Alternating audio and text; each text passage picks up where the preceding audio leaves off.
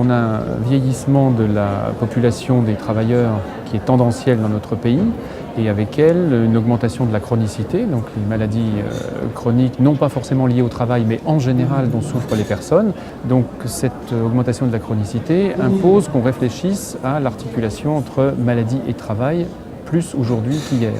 C'est un ensemble, c'est une mosaïque sans doute de mesures qu'il faut initier, mais on peut quand même essayer de commencer par deux actions importantes pour faire converger les systèmes.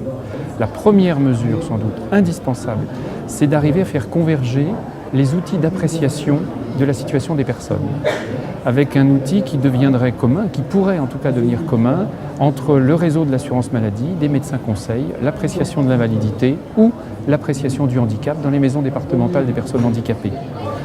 La deuxième mesure qui nous paraît tout à fait centrale, c'est d'organiser la continuité du suivi du travailleur malade tout au long de sa carrière professionnelle et ne pas attendre la perte d'emploi ou l'inaptitude pour mobiliser les dispositifs adaptés.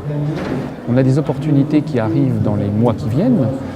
La première est évidemment la discussion qui doit avoir lieu suite à la réforme des retraites entre les fédérations patronales et les fédérations syndicales sur la notion de pénibilité et de reconnaissance de la pénibilité. Or, on n'est pas très loin de la notion de maladie chronique puisque le travailleur vieillissant atteint d'une affection potentiellement chronique, on est typiquement dans une prise en compte d'une forme de pénibilité. Donc ça, c'est le premier levier. Le deuxième levier, c'est la nécessité de faire aboutir une convention nationale de la médecine du travail.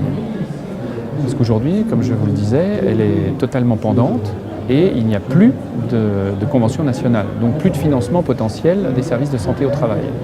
La troisième opportunité, ce sont les dispositions législatives disjointes de la loi ne portant réforme des retraites que le Conseil constitutionnel a retirées et qui vont inévitablement dans les tout prochains mois faire l'objet d'une nouvelle proposition de loi en tant que telle et donc le débat public peut naître sur cette thématique-là.